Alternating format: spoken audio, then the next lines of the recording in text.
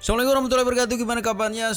Semoga baik-baik saja ya. Penghinaan terhadap presiden kita Bapak Prabowo kembali terjadi Semetonia.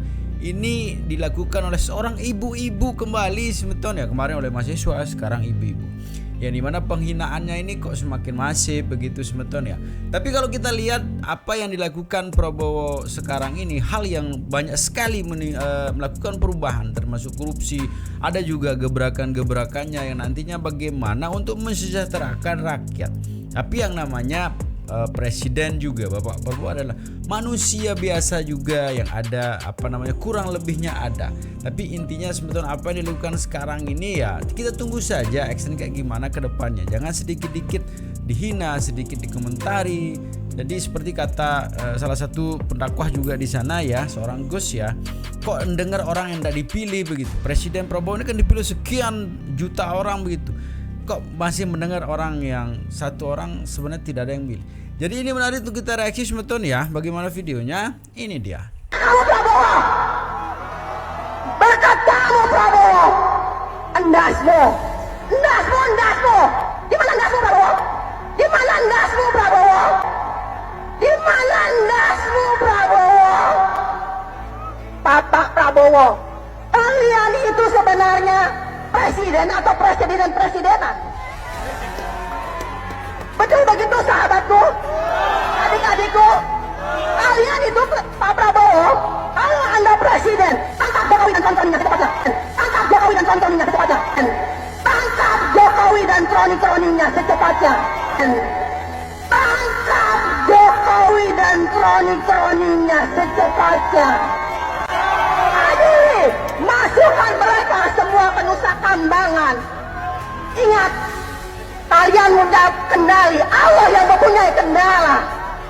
Bahwa rakyat Indonesia ini butuh makan, butuh pendidikan gratis, tapi bukan makan gratis. Betul? Betul adik-adik mahasiswa? Kita butuh pendidikan gratis, bukan makan gratis.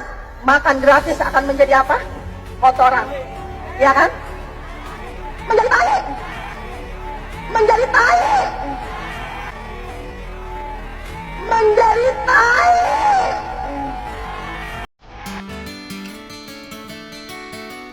Pemerintah menetapkan bahwa kewajiban penempatan devisa hasil ekspor sumber daya alam dalam sistem keuangan Indonesia akan ditingkatkan menjadi 100% dengan jangka waktu 12 bulan. Ketentuan ini berlaku untuk sektor pertambangan kecuali minyak dan gas bumi, perkebunan, kehutanan, dan perikanan. Untuk sektor minyak dan gas bumi dikecualikan.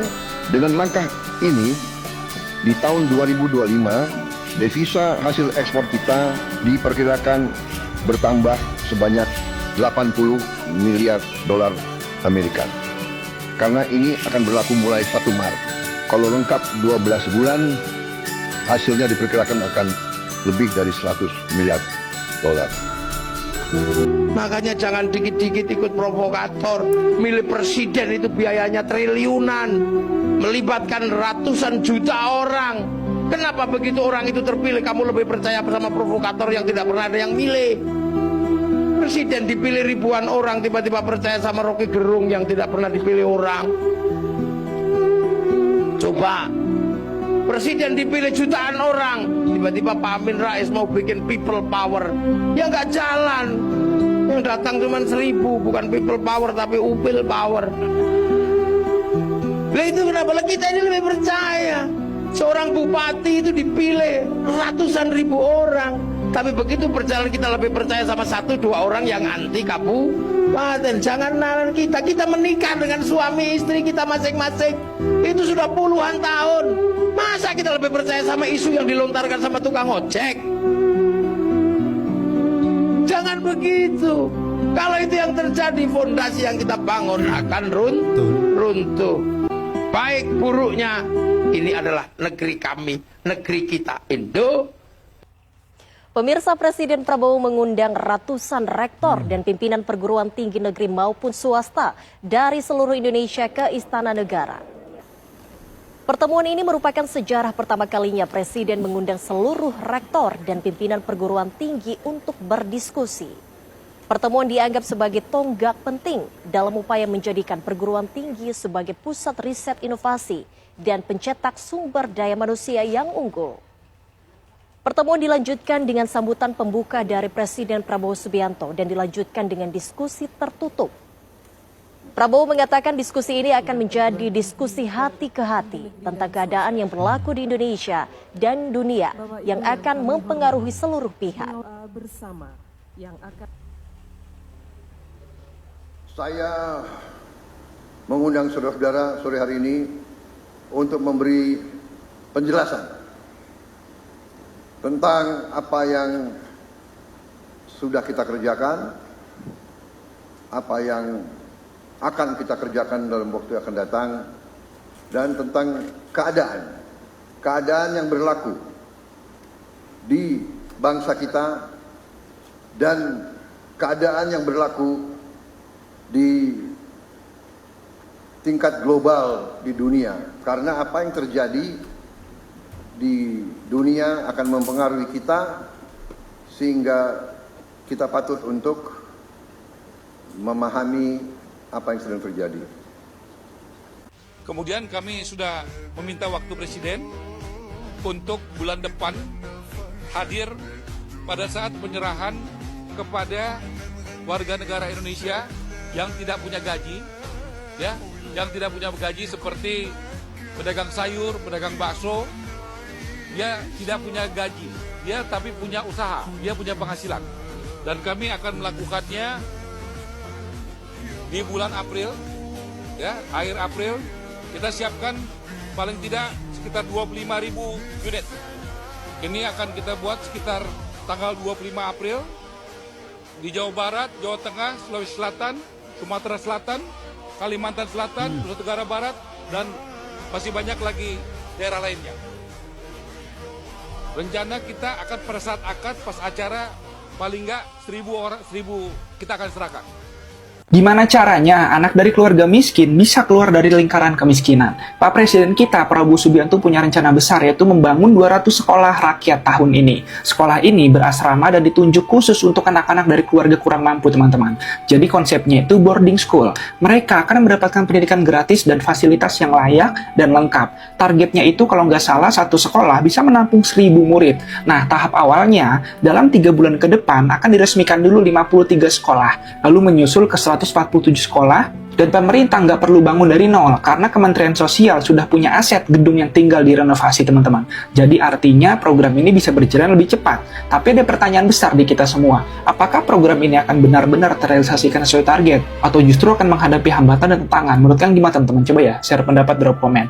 Nah, buat teman-teman yang pengen jadi guru atau tenaga pendidiknya, kalian bisa tonton konten gue yang ini ya. Itu ya yang dibilang presiden dasmu, presiden mama, presiden bodoh, presiden apalah namanya di situ, bahwa apa yang dilakukan sekarang ini masa iya sih tidak membuka mata, pikiran, hati atas kebencian begitu ya. Apalagi masa kampanye sudah selesai dan Bapak Presiden sudah dilantik begitu ya. Masih ada si anak wabah-wabah di situ yang memprovokasi begitu ya.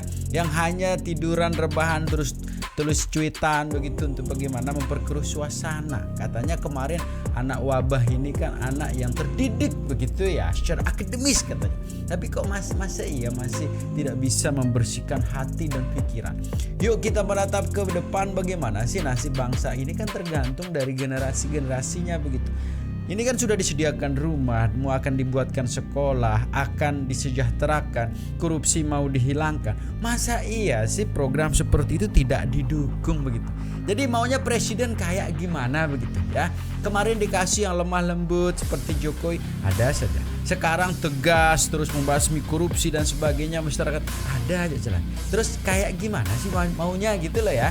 Jadi tidak habis pikir ya. Ini sekarang kalau kebijakan ini jadi diterapkan, kalau masih ada yang ngomong-ngomong di situ, lah bagaimana begitu ya? Pantas saja negara kita ini tidak bisa maju-maju. Makanya jangan kaget, pakar intelijen dunia Peter Weyland dan August Cole melakukan riset di Indonesia. Apa hasilnya? Dipublish di media. Apa? Diprediksi 2030, tahun 2030 sudah tidak ada lagi Indonesia. Yang ada adalah Cina. Tapi alhamdulillah Pak, kita bersyukur terjadilah tidak jadi 3 periode, langsung transisi diganti Pak Prabowo. Alhamdulillah. Saya dipanggil ring satunya Presiden Prabowo. Alhamdulillah, beliau ternyata melakukan operasi intelijen Sandi Yuda. Jadi beliau siap dicaci maki, beliau siap dijelek-jelekkan. Yang penting negara selamat. Itu yang dilakukan oleh Bapak Presiden Prabowo. Makanya saya lihat kebijakan-kebijakan beliau itu kalau dipahami oleh masyarakat awam, itu nggak nyambung, itu bahasa intelijen, bahasa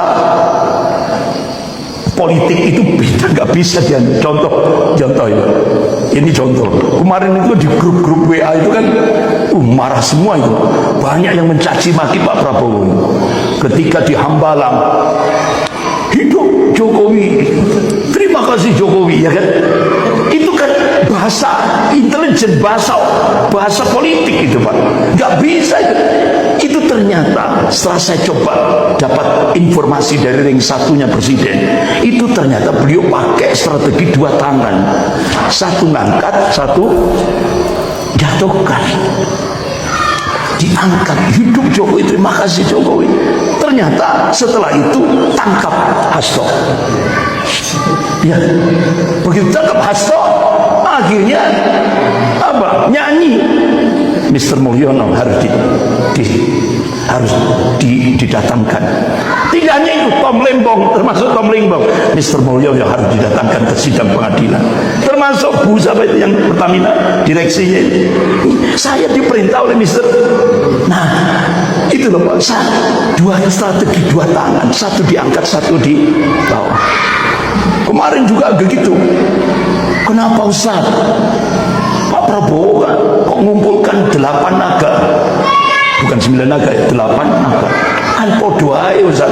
Iki kok semacam enggak paham gitu. Jadi tujuan beliau itu ngunci 8-9 naga ini. Beliau sudah ketika membangun negara ini, beliau lebih concern pada pengusaha-pengusaha muslim, Haji Isam, Khairul Tanjung, itu. Ini rakyat ini tidak paham, masyarakat ini tidak paham. Itu strategi. Makanya beliau ini sedang bersih-bersih dari pinggir dulu, nggak bisa ke hulu, hilir dulu baru hulu. Kepinginnya itu rakyat itu tangkap, ya kan? Adili, bila perlu digantung, ya kan? Itu kan emosi instan gitu Pak. Kadang-kadang ya itu tadi, masyarakat kita tidak paham, itu strategi. Makanya Pak Prabowo mengatakan, saya siap dicaci maki, saya siap dijelek-jelekkan, yang penting negara selamat. Masya Allah. Makanya Bapak-bapak Ibu yang dimuliakan Allah, insya Allah saya dapat tugas mengumpulkan 1000 ulama seluruh Jawa Timur.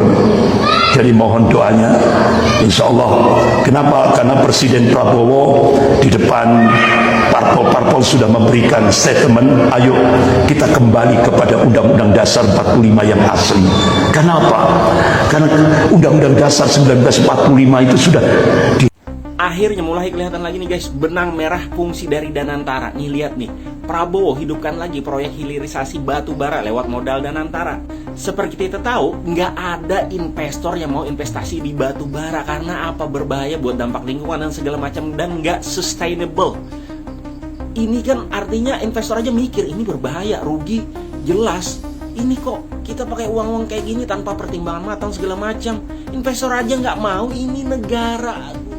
Uang kita guys dipakai buat batu bara yang udah merugikan banyak orang. Astaga. Berita baik buat teman-teman yang udah capek kerja keras tapi masih ngontrak atau tinggal dengan orang tua. Pemerintah bakal gelontorkan 70.000 rumah subsidi teman-teman. Targetnya itu katanya untuk guru, tenaga kesehatan, nelayan, sampai wartawan. Pak Prabowo juga udah kasih restu, BI siap backup dan eksekusi udah mulai jalan. Kabarnya tahun ini aja udah 20.000 rumah nih buat guru udah digarap di Bogor. Dan setelah lebaran lanjut 30.000 buat perawat, serta 20.000 buat nelayan. Wartawan juga kebagian jatah 1.000 unit. Jelas ini kayak mimpi yang akhirnya dikasih lampu hijau setelah lama nunggu di perempatan. Tapi ya jangan terlalu euforia dulu teman-teman. Realisasi program itu kan kayak sering ketemu rintangan, Dari birokrasi ribet sampai distribusi yang nggak merata. Plus ada pertanyaan besar, gimana skema cicilannya? Apakah benar-benar terjangkau buat mereka yang digadang-gadang jadi prioritas? Tapi ya udahlah ya, minimal ada usaha dulu nih buat narik rem darurat di tengah harga properti yang makin nggak masuk akal. Semoga program ini nggak cuma gimmick yang abis lebaran jadi wacana doang. Kita lihat aja coba, siapa yang akhirnya bisa benar-benar punya rumah, dan siapa yang masih harus bersabar sambil terus ngumpulin DP. Kan nanya gini, Ngol, kenapa sih lu dukung Pak Prabowo? Kan Pak Prabowo masa lalunya kelam. Saya jujur bang, saya nggak mau milih Pak Prabowo. Tapi saya malam doa bang. Terus ada suara ngomong di telinga Ngol. Apa kabarnya tentang masa lalumu? Mau langsung kaget. Tuhan, gue juga belum bener-bener banget hidup gue bang. Banyak cacatnya bang, gue dulu penyembah setan bang. Kalau masa lalu itu dibawa oleh Tuhan terus, nggak sukses bang gue. Nah terus kenapa kita menjatuhkan Pak Prabowo selalu dengan masa lalunya? Kan bisa aja Tuhan sudah rubah, dan Tuhan rubah kan. Kalau beliau punya dendam politik, habis kita bang. Orang-orang yang tidak, tapi kan tidak bang. Berarti kan kita selama ini merongrong orang dengan masa lalu, padahal kita sendiri punya masa lalu 11-12. Jadi langsung saya bilang besoknya saya akan dukung Pak Prabowo tanpa pamrih. Prabowo makin hebat ya strateginya kalau saya perhatikan. Jadi kemarin Prabowo mengumpulkan semua konglomerat 20 besar lah, bisa dikatakan kumpul. Dan di situ ada Roy Dalio. Ya mungkin teman-teman di sini nggak ada yang tahu siapa itu Roy Dalio. Nah ini kan terkait dengan kemarin ya, sebelumnya ini telah dibentuk BPI Danantara ya, yang dimana BPI Danantara ini ya tentu ingin sekali ya, berharap sekali luar negeri atau asing atau investor dari luar tertarik kepada Danantara sehingga mau memasukkan dana yang besar, investasi yang besar ke dalam Danantara agar bisa dikelola tentunya untuk proyek-proyek kemandirian Indonesia gitu ya. Nah, dengan adanya Roy Dalio apakah mempengaruhi BPI Danantara semakin hebat? Jadi kayak yang namanya Roy Dalio itu ya, kalau di dunia investment itu siapa yang nggak kenal dia gitu. Teman-teman tahu Timothy Ronald ya, yang memang kalau memang ini fakta juga ya, yang memiliki Bitcoin ya, pemain Bitcoin yang terbesar di Indonesia. Itu kan Timothy Ronald ya saat ini ya. Itu bisa triliunan asetnya dia. Ketika mendengar nama Roy Dalio masuk menjadi penasehat ya nanti di BPI Danantara atau advisor di Danantara, itu angkat tangan dia. Karena hanya orang-orang tertentu yang tahu Roy Dalio itu. Dia pengusaha kelas kakap. Ilmu aset manajemennya sangat tinggi. Nah saya yakin Roy Dalio akan mengangkat nama BPI Danantara sehingga investor asing segera masuk ke Danantara dan Danantara bisa bergerak sesuai dengan apa yang dituju oleh Prabowo. Nah itu sebentar ya, kemarin yang yang dipermasalahkan apa dana Dirgantara, dana apalah namanya di situ sebetulnya, Danantara atau apalah di situ, saya kurang paham ya. Tapi intinya kemarin kan dipermasalahkan kemarin ya. Tapi sekarang alokasi itu sudah jelas bahwa ini untuk menghidupkan proyek hilirisasi batubara. Ini contoh kecil saja. Samping begitu banyak akan dikembangkan dari dana itu. Itu kan dari rakyat, nanti kalau ada keuntungan akan dikembalikan ke rakyat juga begitu. Seperti rakyat juga bisa berinvestasi lah, jangan orang-orang gede saja yang bisa berinvestasi begitu ya. Ini kan salah satu hal yang bagus lah menurut saya, kebijakan ini begitu. Tidak usah lah ya ngejulit begitu. Tapi sebenarnya siapapun yang jadi presiden kalau punya mental seperti yang suka-suka begitu, suka julid, suka-suka ya yang tidak bersyukur ya tidak akan pernah maju ya. Tapi intinya di akhir video 100% sebentar ya, tetap jaga persatuan dan kesatuan kita ya. Assalamualaikum warahmatullahi wabarakatuh.